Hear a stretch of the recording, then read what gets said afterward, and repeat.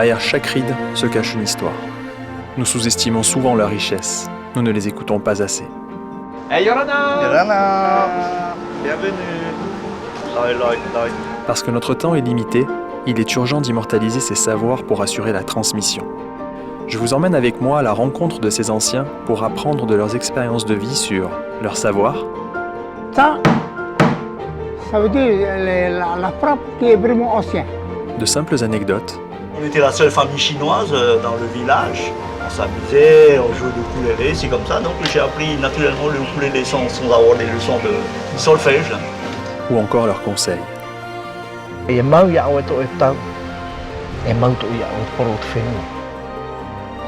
est temps de repenser notre rapport au Matariapo pour rapprocher les générations entre elles. Bienvenue dans Propa Ari, secret d'anciens. Tahiti Nui, signifiant le Grand Tahiti, constitue le cœur vibrant de la Polynésie française. Ce lieu, où les légendes anciennes se mêlent aux réalités contemporaines, offre un cadre où les montagnes imposantes se jettent dans les eaux cristallines du lagon, formant des paysages d'une beauté spectaculaire. Dynamique et éclectique, cette mosaïque de culture et de traditions compose un tableau fascinant de l'évolution de l'île, où chaque élément s'entrelace pour former une identité collective riche et vivante. C'est dans l'archipel des îles de la Société que se situe l'île de Tahiti. Ma quête démarre au centre de l'île, plus précisément dans la vallée de la Papineau, à Wharehape.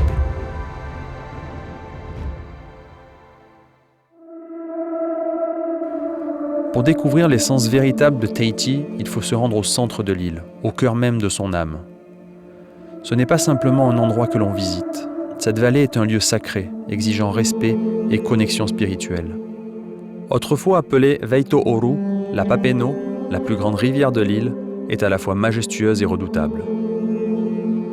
Pour accéder à cet endroit, des rituels sont nécessaires. C'est l'association Haururu, gardienne de ces savoirs, qui perpétue ces traditions ancestrales autour de cérémonies encore aujourd'hui. J'ai rendez-vous maintenant avec Noémie, présidente de l'association, qui va m'expliquer l'importance de ces étapes.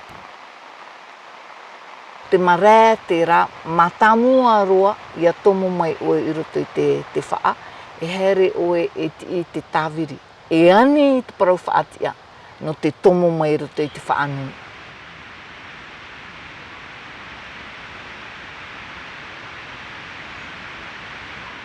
E toru tuhoa i nei.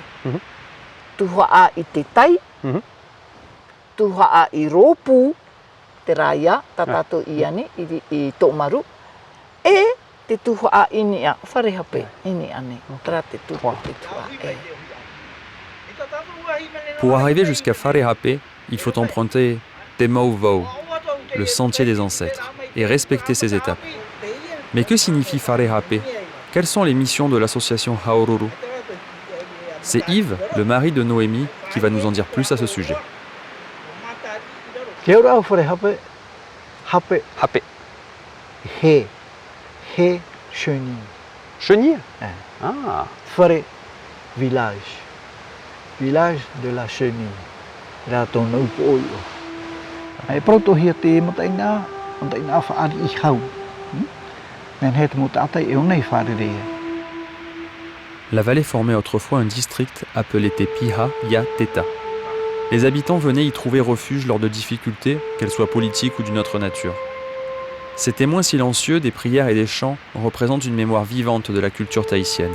Elles ont toutes leur propre signification. Te e toho e ropu ia Tahiti. E te e mo o whai, e whai te meira, te mo roa. E hi watuara a roa. Te vera hara meira na mataia, tō papara, tō paia, tō punaru, tō whaa. E ati te vera atia I o te tura, te tia hiara.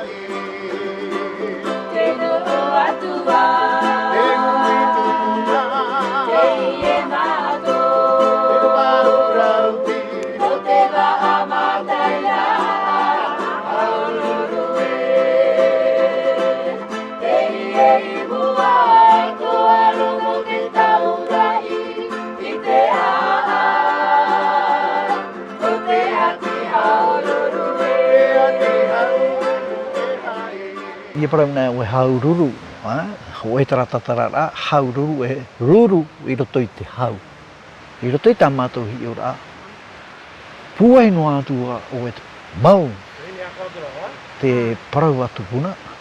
Puai no atua I o e mau I eito e whenua. Puai no atua o e te nuu ananhe. Hap ari na mante I parau no te tau.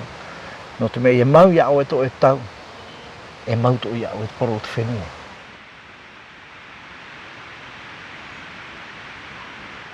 Te ie ngō mahana, e hamatara te pō, te roa, e poto mai te ao. E para mātou rahiti, nā roto I te reo popa Equinox. Ces chants accompagnent les cérémonies et lors de l'équinoxe, nous célébrons l'Oroa Va'a Mateina.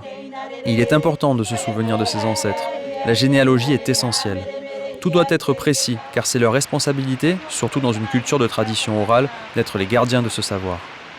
E ia te mau manihini no te whenua.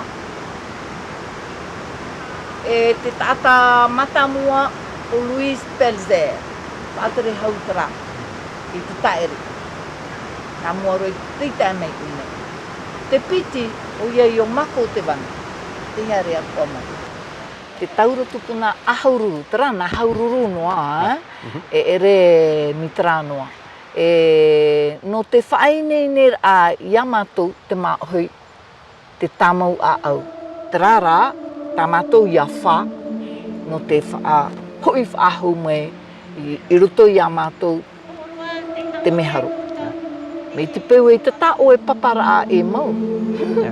Nen he o e ere I te whenua.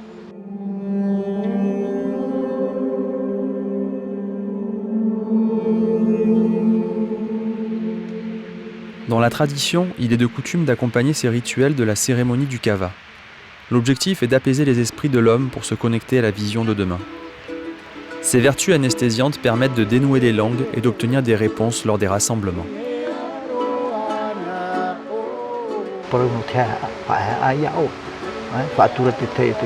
Tra nā piti fufa tau e tape ama. Wha o hipa o e tra e piti fufa. Tau I e tā matara I te momhana atoa I te whaahare.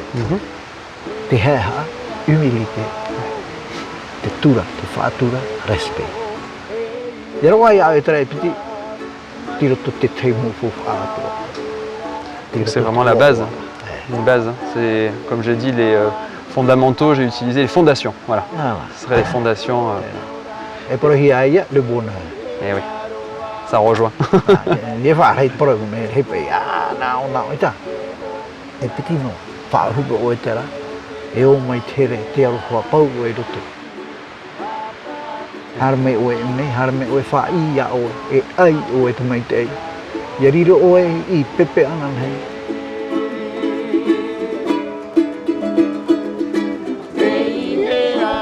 Ce village fait référence à la transformation et à la croissance symbolisée par la chenille qui se métamorphose en papillon. Il y a un avant et un après Wharehape, une leçon d'humilité pour montrer par l'exemple et transmettre.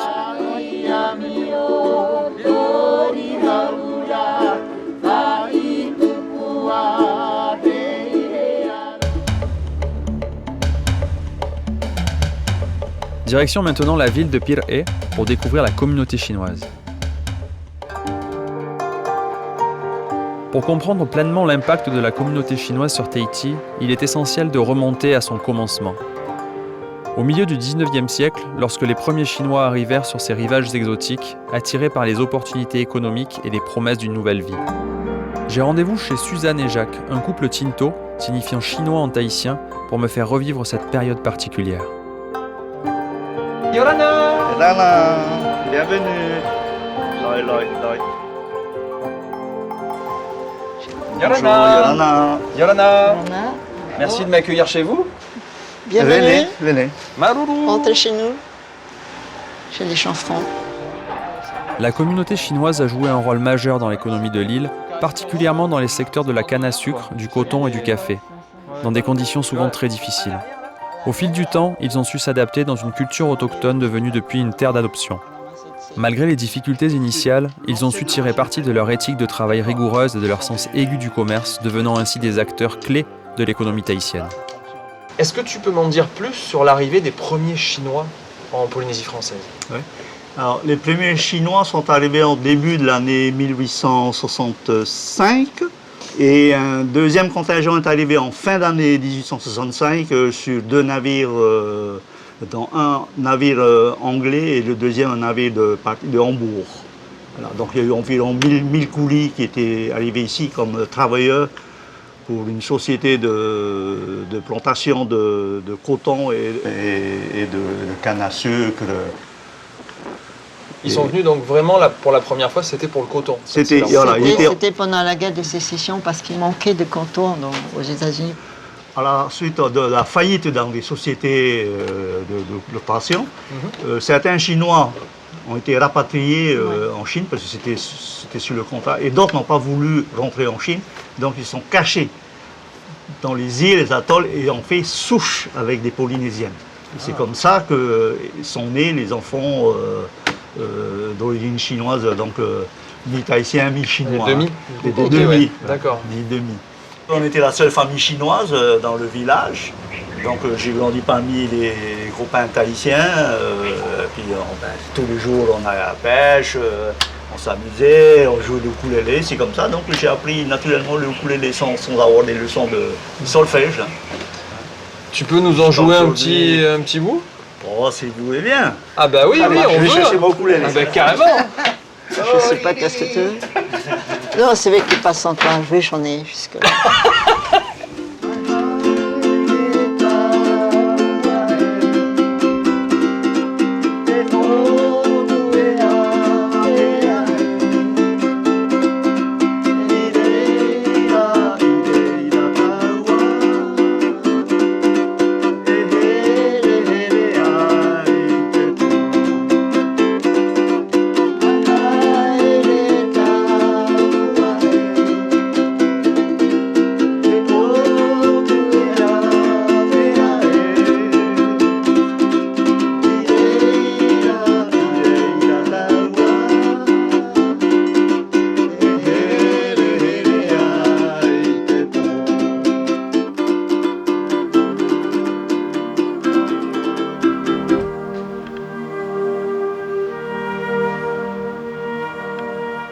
Les générations juste avant vous, ils avaient... comment ça s'est passé leur arrivée? Parce que je crois qu'il y a eu quand même pas mal de... Au niveau des... Il y a eu des francisations de noms, ils avaient des numéros, je crois, au début. Oui, voilà. Alors, mon grand-père, déjà, dans les années... tout début des années 1900, était venu avec mon père et ma mère pour fonder le commerce. Et en rentrant sur le pays, ils étaient obligés de payer une taxe de séjour.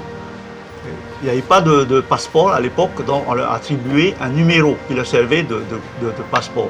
Et ce numéro-là leur servait de contrôle pour les autorités locales. Quand mon père se déplaçait de Taha à Raiatea, il fallait passer chez l'administrateur, faire tamponner son espèce de titre. Et il venait de Raiatea à Papeete, aller à Papeete, il fallait au commissariat de la police retamponner pour prouver qu'il est bien arrivé. Et en rentrant chez moi à Taha, il faisait les mêmes opérations inverses. Et à cette époque-là, ils n'avaient qu'un numéro? Qu'un seul numéro.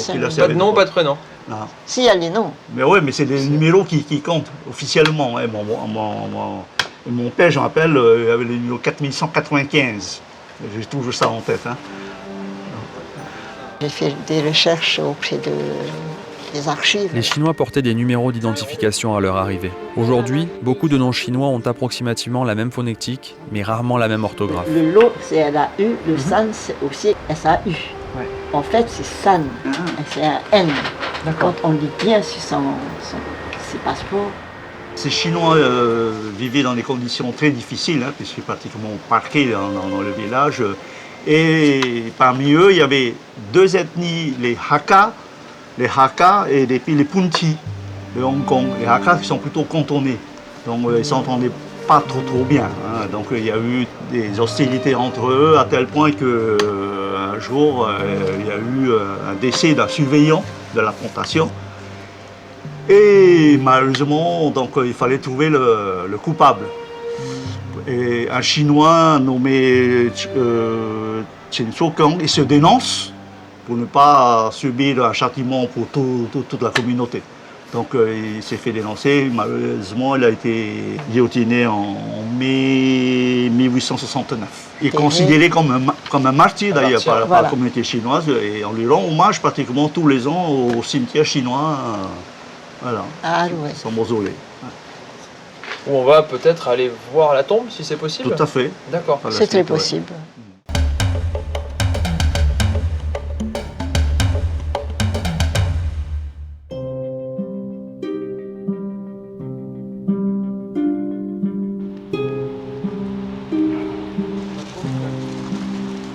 Et donc c'est celui-là, en fait. Oui.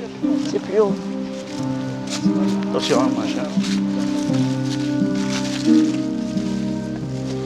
Et là, on est en train de marcher sur des tombes, en fait. Pas ici. Il y a Là, des tout à marques l'heure, oui. pour là-bas. les autres là, ouais. Ouais. Tout ça, regarde, c'est tout ça, c'est normal. On arrive près de la tombe. Donc voici Chin. le mausolée de Chongqing-san.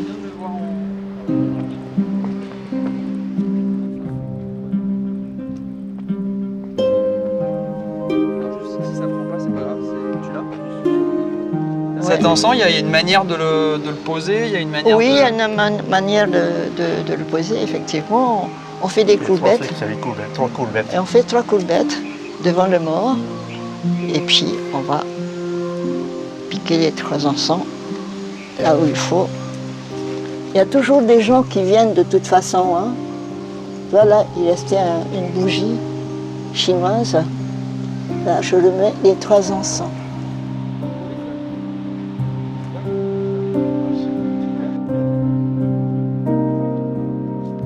Aujourd'hui, la communauté chinoise de Tahiti, forte de plusieurs générations, continue de prospérer. Elle incarne l'histoire d'une intégration réussie.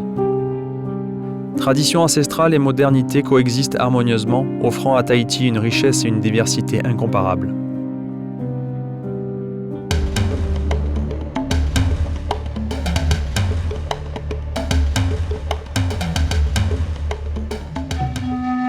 Les danses et les chants traditionnels sont devenus des emblèmes culturels de la Polynésie française depuis bientôt 150 ans avec l'instauration du premier Tiurei.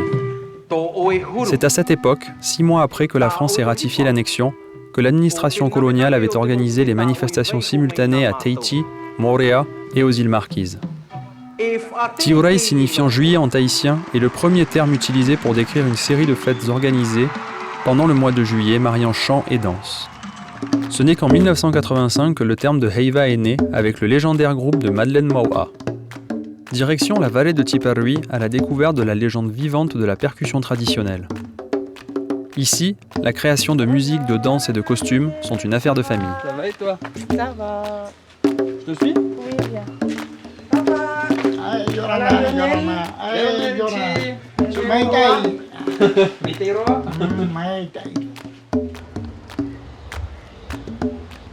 Quand j'étais petite, je vais à l'école Paupoy qui se trouve ici en ville, juste en face de chez Madeleine Maua.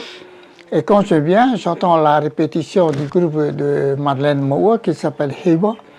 Eh bien, j'entends toujours le bruit du touré, qu'on appelle maintenant touré. Autant, non, les Tahitiens disent c'est pâté. Pâté parce qu'il n'y a pas, peut-être c'est à cause du touré qui n'est pas grand.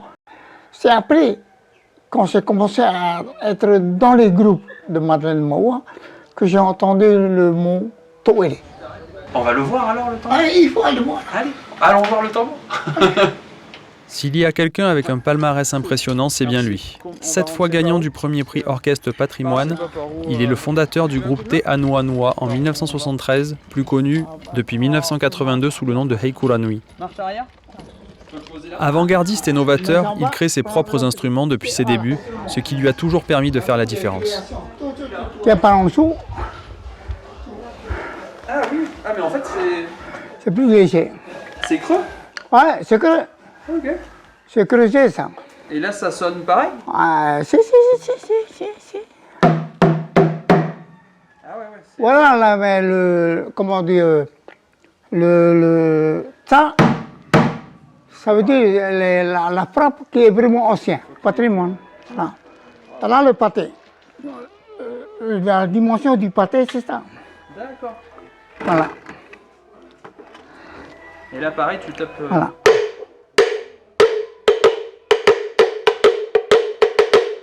Tourne un peu ça. Ouais.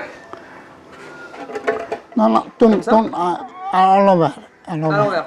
C'est-à-dire que ça en bas et ça en haut. Voilà.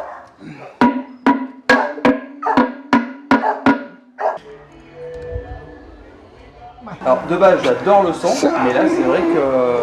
Ouais, pour donner le son, c'est-à-dire qu'il faut que tu cherches le son très différent des autres. Comme ça, quand tu changes, tu veux varier le son, c'est-à-dire que tu peux balancer le truc et tout. C'est-à-dire que quand tu tapes ça, le son est grave, et plus haut. Et ça est bas. Ouais, donc après, tu peux. Ouais, tu fais comme ça.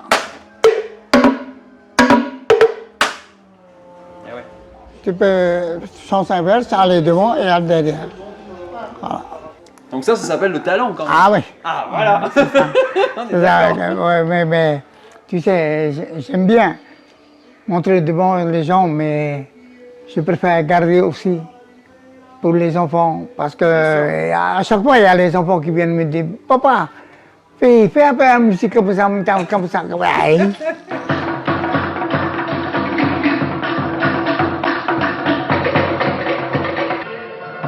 Cette école, c'est un rêve pour moi. Depuis le temps, j'ai pensé qu'il faut ouvrir cette école. Pourquoi? Parce que les danseurs et danseuses, c'est facile à trouver. Pour mettre la danse, il n'y a pas de problème pour eux. Mais le problème, c'est pour les musiciens. On n'a pas assez de musiciens. Surtout nous, peuple maori. Ils ne veulent rien savoir de notre culture. C'est très important pour nous, surtout pour les jeunes, pour demain. Ani, tadi mini oe te mena te hitoto. La transmission, c'est notre culture déjà à la base. Hein, donc notre culture, c'est ce qui fait qu'on est maori, hein, qu'on est haïtien. Donc c'est très important pour nous et pour moi, j'ai de la chance de pouvoir apprendre ça, hein, côté percussion, mais aussi côté costume. Hein, je suis complet.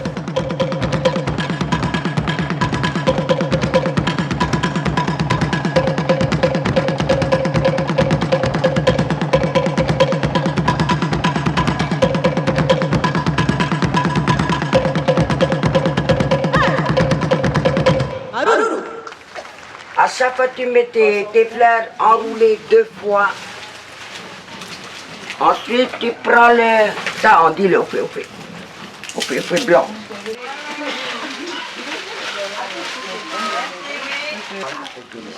Allez, alors. Quand tu dis à eux de venir, on va préparer un hiba, je prépare avec madame. Je ne prépare pas avec beaucoup de gens. Il y a des moments, je reste tout seul. J'écris le thème. Après, je regarde si ça correspond sur ce que je veux. Et que c'est là que je retire les mots qui est vraiment sacrés pour le thème, pour le son. Moi, je suis du côté des Rurutu. Ma grand-mère, elle est Rurutu. Et je pense que ça vient de là aussi et que j'aime confectionner les costumes. Parce que ma grand-mère, elle fait ça aussi, les paniers. Mais je pense que c'est le sang et ça a passé sur moi.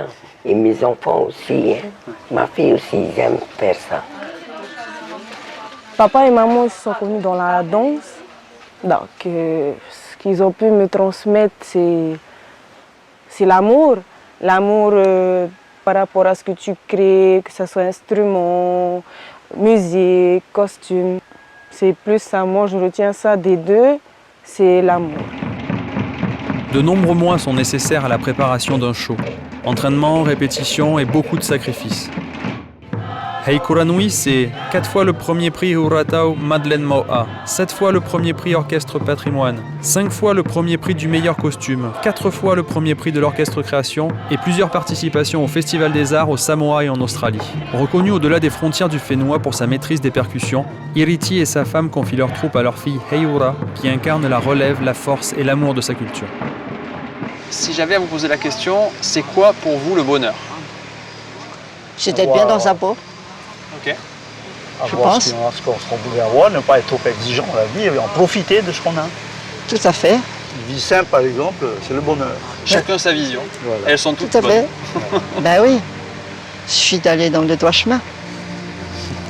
Ne pas fumer d'opium, par exemple. Yamau tao mais pro fenu pro e o no le bonheur là et voilà pro.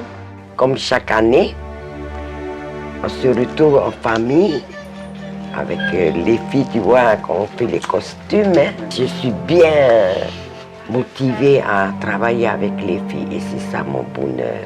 Ça serait quoi tes conseils pour les jeunes d'aujourd'hui? A imi tau e papara. I reira o oe. I parahiein e te whenua ma te hau. Dans ma vie, quand il va venir me dire qu'est-ce que je dois faire, je lui dis le respect, tout d'abord. Le respect. D'accord. C'est ça. Si j'avais un message à passer aux jeunes, c'est